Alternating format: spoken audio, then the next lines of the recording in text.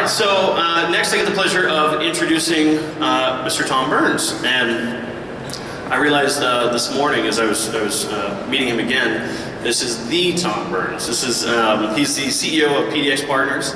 And he has a very inspirational story of helping with Yogi Tea, and you can see he wrote a book. I mean, Tom has a lot of fantastic experiences and of growing an industry in the natural and organic foods industry, pioneering that, taking something from inception to development of a professional business, professionally run, high-value company, and he's going to come talk to us a little bit about how to apply that to the cannabis industry.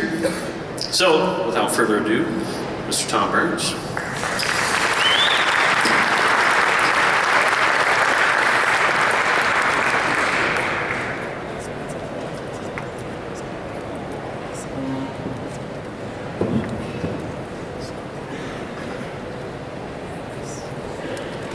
Good morning. Thank you for having me here, and as Noah was saying, to me and my grandson, I'm the Tom Burns, not that Tom Burns Steve knows about that Tom Burns. And Steve, I think this is a question for you. OLCC, shouldn't it be OLCCC? Oregon Liquor and Cannabis Control Commission, or better yet, OLCCCC, Oregon Liquor and Cannabis Collaborative Control Commission. Anyway, in some sense for me, I'm surprised to be here because I got out of the natural foods and the tea business about 3 years ago. And anybody that knows me knows that I love Italian clothes. And my favorite Italian manufacturer is in Naples.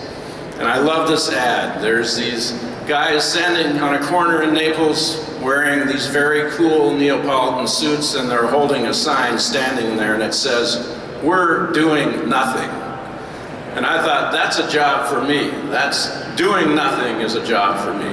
But my friends and my kids had a different idea. I left the tea business and my son goes, "Now what, Pops?" And so this is the now what. And though my partners asked me to be CEO, I said, okay. But be careful what you wish for. And Sandra from the CCC asked me to come speak to you this morning, and I again said, be careful what you wish for. And one of my partners said, "Oh, make this cool slideshow for you during your speech, but you have to stay on track." And again, be careful what you wish for. So we'll see. My hope today is sharing my experience, my thoughts, and the evolution of the natural and organic foods market and industry can be all helpful and help all of us on our journey here as we go forward. I'm a good old born and raised Portlander, sent to Oregon State to become a metallurgical engineer, to come back to Portland to run my family's business, but instead I came out of Yogi, moved south to Eugene, and developed a new business with my fellow yogis, and that came out of the counterculture revolution of the 60s and into the 70s and the beginning of the natural and organic foods market. And to me, it also laid the foundation for the blossoming of our cannabis industry today. To me, all you need is love. Everything starts with love. For me, business was about love, feeling it, sharing it, expressing it. And I love business because its organizations, I feel, have the power to heal our planet. Feel good, be good, do good. This was our motto at Yogi Tea. It was what Yogi Tea was built on. It came from our spiritual teacher, Yogi Bhajan. You can see it on a Yogi Tea tag. It's on the front door to Yogi Tea's office. It was how we ran our business and how we conducted ourselves in business. My foundation for business is feel good. Love yourself, love your company, its people, its products, its processes, its projections, and its promises. On that foundation, you can be good. As the Army says, be the best that you can be. It only happens when you feel good in and all around yourself. Be good is where you contribute at your best, at your fullest, to the success and the profits of your company. The feel good and the be good make possible the do good, which to me is the most important part. Help others. If you are fortunate enough to have, then you can be grateful enough to give and act for the greater good. All of us in this up-and-coming cannabis industry have a great privilege, opportunity, and responsibility to make a very positive difference in this world, its society, and its communities. A huge opportunity to do good because there's a huge need out there. Look at today's presidential race. People are angry. They're not going to stand for the status quo. They're not going to take it anymore. This may age me, but some of you may remember that old movie Network and the guy hanging his head out of the window and saying, "I'm tired as hell and I'm not going to take it anymore." I believe we here have an opportunity to help change and prevent this situation in the future. Business can play a big role, and the cannabis industry can be a major factor in this. Capitalism, in its caring form, improves all of our lives, our communities, and the society overall. This Cannabis Collaborative Conference is called CCC, which can also stand for me, Conscious Creative Capitalism. I worked alongside John Mackey, the founder and CEO of Whole Foods, and with his associated organization called Flow, dedicated to growing a caring brand of capitalism. Our idea and mission was to bring peace, prosperity, happiness, and sustainability to the world through entrepreneurship.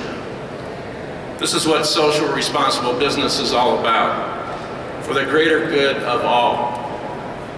Not for the good of a few, but for the good of all of us.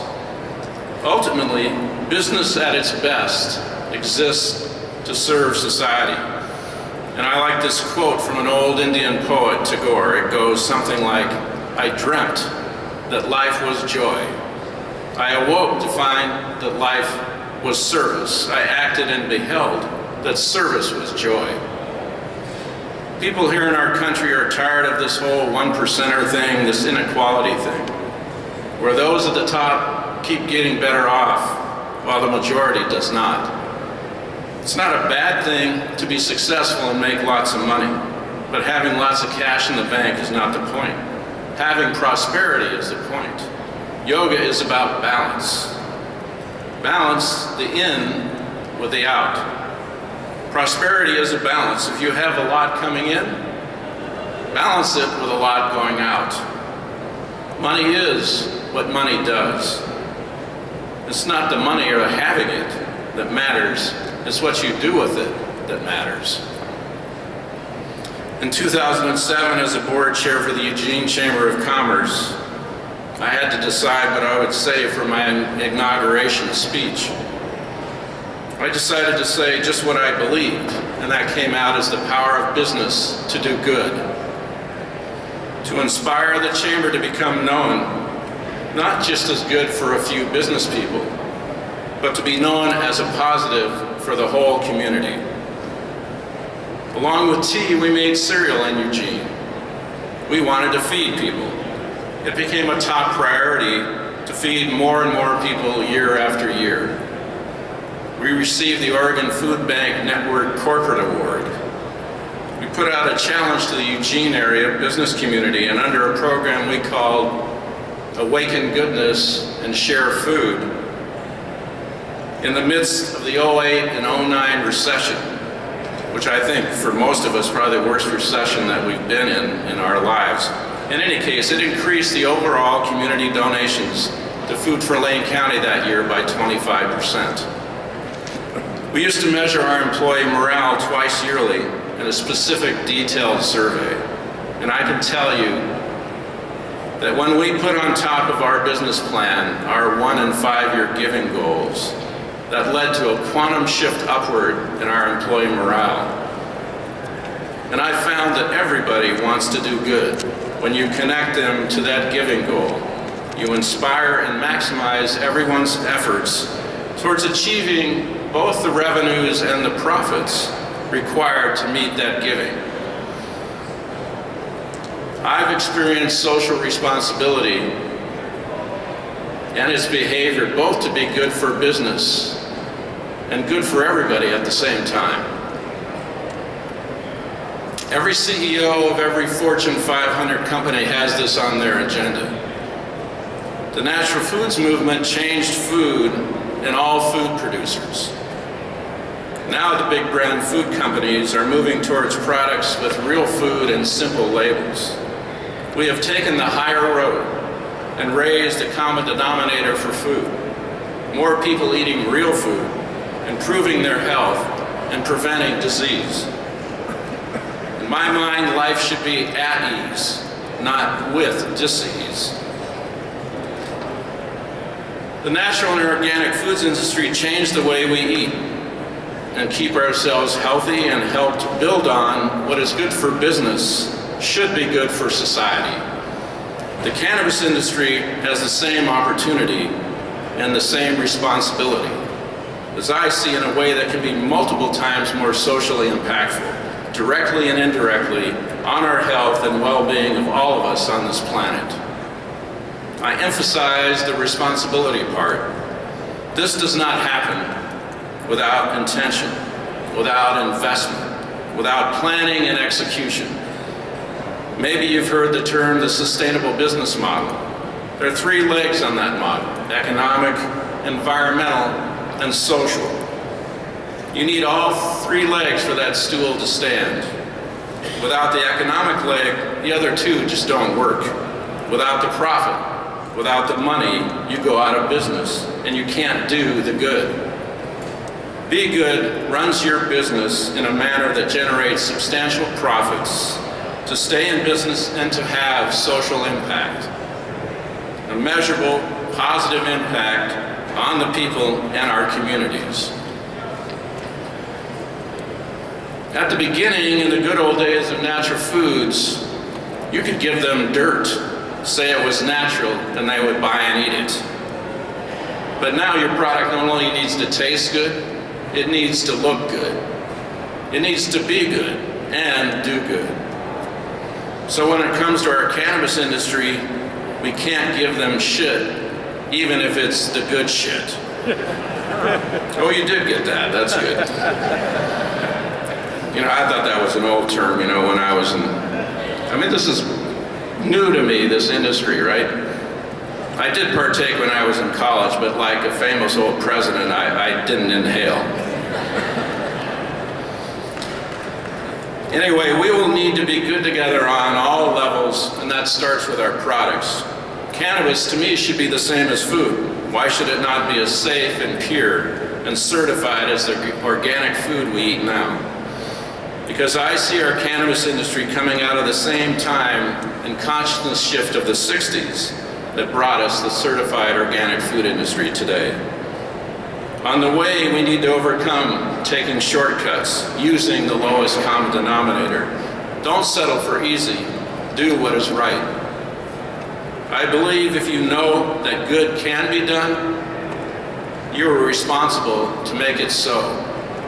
Our cannabis industry can establish the standards and manage itself, ensuring all our products are pure and everyone is safe. I hear figures like 12% of the US population used cannabis in the last 12 months. That's good, but then 88% did not. Why not? We can make products that will be purchased and consumed by the 88%. We can invest in our industry and research that will give us the knowledge and the capability to make products that are pure and standardized. Every time you use them, you get a known, safe, and predictable experience. When you buy Advil, you know it will be the same time after time. When you buy Grey Goose, you know what the taste and effect will be. We know this industry is not just about getting high and storing piles of cash in some safe place. This industry is about bringing the vast potential of cannabis in all its healing ways to all the people. Business is like a house. It needs a strong, solid foundation in order to support a big house on top. In business, no matter what type, the organic food industry, the tech industry, or now the cannabis industry, it must practice the business fundamentals. In simple terms, you must plan the work and then work the plan. Your bright future depends on learning, practicing, and building a strong foundation of fundamental business practice. Our challenge as entrepreneurs is to create companies that really run well. We follow the PPP principle. People, place, pay. Right people, right place, right pay. We hire and develop the right people, put and support them in the right positions, and yes, pay them very well. Hire and develop A-grade people who will give you A-grade performance. Let's not settle for less. Our Golden Temple cereal and Yogi Tea business started out with a $2,000 cash out of one of my partner's life insurance policy in 1972. Not a single penny beyond that was invested from inside or outside. We rode the roller coaster of the hard knocks business education up until 1984, and there's a story I always love to tell. We had a natural foods distribution business out of Salem, and my original partner was Cameron Healy, who went on to build Kettle Chips, which I'm sure everybody knows about. But I used to drive the semi-trucks, and he kept trying to get me to come in the office, and finally he got me in there, and I'm looking at the books, and I go, Cameron, I finally figured it out. Why we are the #1 distributor for Haiku juice in the whole US. And there's only one reason, and it's indisputable. We sell it for 10 cents less a case than it cost us. But Cameron, don't worry, we'll make it up in volume. Now we did learn our lessons. So up until 1984, when we first came to know the power of planning, we met in a Sun River condo for 3 days, and we drew up our first 5-year plan ever. At that time in 1984, we were doing $400,000 a year in revenue. Our 5-year goal was 10 million. Huge for us. But we came very close. By 1990, we were doing 9.5 million in revenue. Surprised us. And from there, we grew to international operations and sales in excess of $130 million a year by 2010. How does this happen? It didn't happen all by itself. We learned and practiced the business fundamentals repeatedly. We planned, executed, measured, and held all ourselves accountable to each other every day. Today, Yogi Tea is still the #1 tea brand in the natural foods market, and emphasize with my own estimated market value of $300 to $400 million. But I would venture to say, if we had been in this cannabis industry, those figures could be 10 times that size. Here you have pushed forward to bring the benefits of cannabis, make them available to those in need. You push past the establishment to put out products that give real relief without serious potential side effects. As big as the natural foods industry has grown, this new cannabis industry stands to make it look small by comparison in terms of growth, profits and valuations. The sky is the limit. As its pioneers, we have the exquisite opportunity and challenge to build this market and industry with high social values and high company valuations. Or we can just wait for big business to come in and do it their way and miss defining this industry with our own big companies and high values. For us, particularly in the product side, but for everybody, the branding, the marketing, the packaging, it's all part of the required success formula. This is how the natural organics food market has continued with double-digit growth year after year for now nearly 50 years. One last thing to avoid what some will call the exit bomb, and there's a book, you should read it. Always build your business as if you're going to sell it. So when the big Fortune 500 company comes knocking at your door and you answer it and they say, I'll give you $100 million for your business 5 years from today, and you say great and shake their hand, that after all their due diligence, and it will be voluminous, what's that? Anyway, it'll be looking up, so